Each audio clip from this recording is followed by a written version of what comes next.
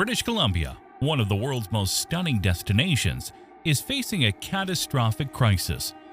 The Canadian West Coast province, known for its rugged fjords, towering mountains, and vast forests, is now threatened by a devastating landslide and impending floods. With officials issuing an evacuation order for residents near the Chilcotin and Fraser rivers, time is of the essence. Can the situation get any worse? What is the update as of now? Let's find out.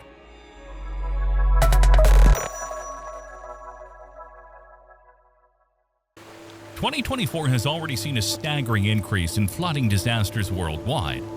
The extreme rainfall in the United Arab Emirates and Oman, as well as the flood in Kenya that resulted in numerous fatalities and landslides, are just a few examples. In Brazil, the floods have damaged an area equivalent in size to the UK, displacing over 500,000 people. However, it's the landslides that have dominated the headlines in recent weeks. One of the most devastating landslides occurred on July 30th, 2024 in the Wayanad district of Kerala, India. Heavy rainfall triggered the collapse of hillsides, unleashing a deadly mixture of mud, water, and boulders on several villages. The tragedy resulted in at least 359 reported deaths, over 273 injuries, and 206 people still missing, making it one of the deadliest natural disasters in Kerala's history.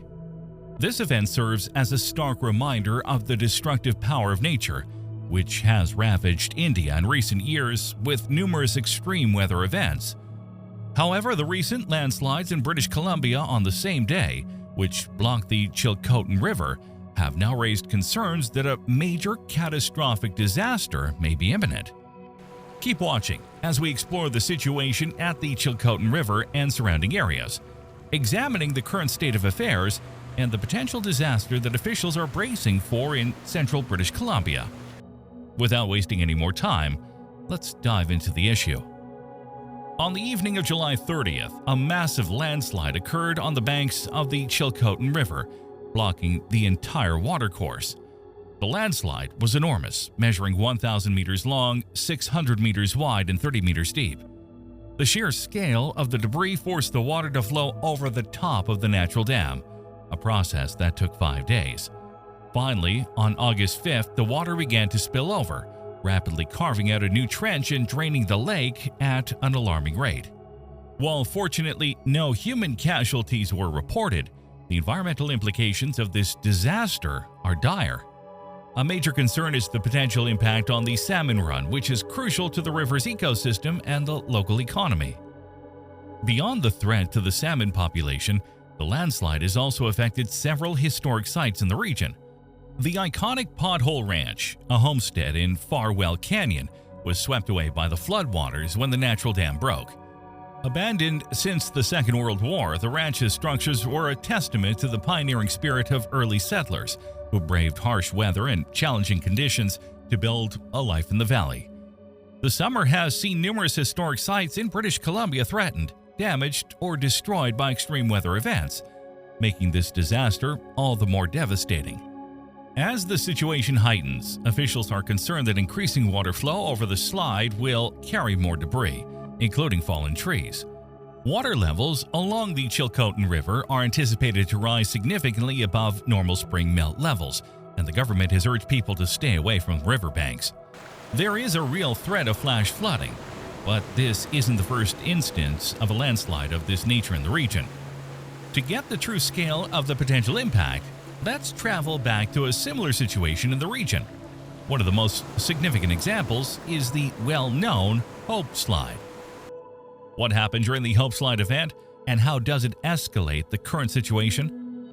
On the morning of January 9th, 1965, 3 individuals, Bernie Lloyd Beck, 27, and his companions, Dennis Arlett, 23, and Mary Kalmakoff, 21, were traveling east on the Hope-Princeton Highway in Beck's 1957 yellow Ford convertible. They were the first to encounter a massive landslide that had blocked the road about 24 kilometers east of Hope, sometime after 4 a.m. Shortly after, truck driver Norman Stepanishin pulled up behind them, followed by another truck driver, Thomas Starchuk. Stepanishin decided to head back to Summerlow Lodge to call for help, leaving his rig behind due to its size. The other 4 remained at the site, with Starchuk opting to catch some rest and the others attempting to pull the car from the mud. However, their efforts were soon interrupted by a catastrophic event. Just before 7 a.m., the southwestern slope of Johnson Peak gave way, unleashing a colossal avalanche of 47 million cubic meters of pulverized rock, mud, and debris. The disaster completely displaced the water and mud in Outram Lake, obliterating all vegetation and trees in its path before surging back up the original slope and settling in the valley. The landslide created a debris field as much as 200 feet deep and 2 kilometers wide, entombing the waiting vehicles and the 4 occupants. Highways Minister Phil Gaglardi was promptly informed of the disaster, as was the Princeton RCMP. Detachment Commander Corporal Leonard Brown alerted the Princeton Search and Rescue Group, of which he was a member. The rescuers arrived at the site by noon, with Gaglardi arriving shortly after by helicopter. The rescuers quickly got to work, with Jack Broderick surveying the site from the helicopter. Stefanishin had reported that 3 young people in a convertible, as well as a truck driver with a load of hay, had been at the initial slide site. The rescuers spotted the tanks of Steff's oil truck washed up along the side of Johnson Peak and began searching for a firm pathway to the truck. As they made their way through the snow, rocks, and mud, the rescuers roped themselves together in teams of 5 to prevent anyone from sinking below the surface and getting lost. They eventually reached the remains of Stefanishin's truck and began digging, hoping to find some traces of the 4 who had been lost. Despite their efforts, no survivors were found, and the search was called off as night fell.